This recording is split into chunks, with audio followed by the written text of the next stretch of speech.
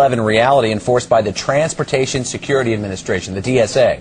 But as CBS 2 investigator Pam Zeckman reports, thousands of travelers have complained that some of these screenings can become abusive, even X-rated. For arguing with a TSA agent, this woman winds up being slammed to the floor. She's filed a lawsuit. I kept begging them over and over again, get off of me, get off of me, get off of me, and they wouldn't stop. And it wasn't enough for another woman to show TSA agents nipple rings that set off a metal detector. The agents forced her to take them out. I had to get the pliers and pull it apart.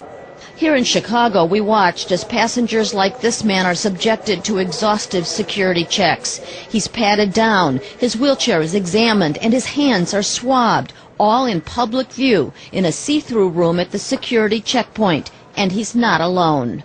It's humiliation. 71-year-old Robert Perry was also taken to a room like this by a TSA agent when his artificial knee set off the metal detector. He yelled at me, "No, get the belt off. I told you to get the belt off." So I took the belt off. He ran his hands down over and pulled the pants down. They went down around my ankles.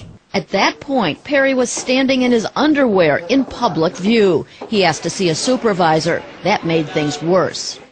She was yelling, "I have power, I have power, I have power." The power to stop him from flying to Florida with his wife that day to celebrate their 50th wedding anniversary. Make you feel like you have no rights. Perry says he always alerts TSA agents about his metal knee and wonders why they can't just check his leg. If somebody told me that I'm going to save the people on the airplane by taking my pants off out in public on there, I wouldn't mind doing it. But this was not necessary. TSA officials say that when the metal detector goes off, their agents must resolve what caused the alarm. But experts say it's important to use common sense when balancing security with customer service. Carlos Villarreal is the former director of security for the Sears Tower. He says proper training is crucial. When you're wanding somebody and you can identify which point or which part of their body set off the alarm, that should be sufficient to clear a person. But all too often, it's not sufficient for 16-year-old Michael Angone. She frequently flies as a member of the Chicago Children's Choir. I've had to completely take my pants off and show them like my entire leg before.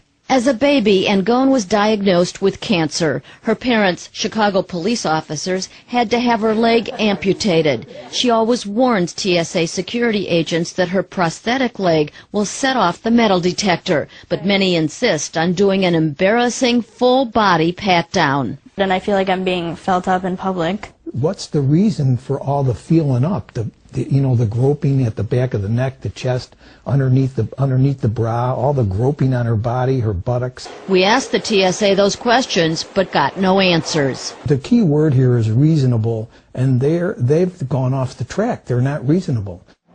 The TSA did not answer our questions on the Angone and Perry cases, but the agency has announced that soon passengers who set off an alarm that cannot be resolved will have a choice: agree to a physical pat-down or what some believe is an even worse invasion of privacy. Soon, O'Hare will get its first advanced digital X-ray machine. It allows TSA agents to see through clothes and discover any hidden weapons. Critics liken it to a virtual strip search. A TSA spokesman said that out of 2 billion passengers screened since 9/11, there's only been 110,000 complaints. As a result of the nipple ring case, the TSA did change its procedures regarding body piercings. Rob and Ann.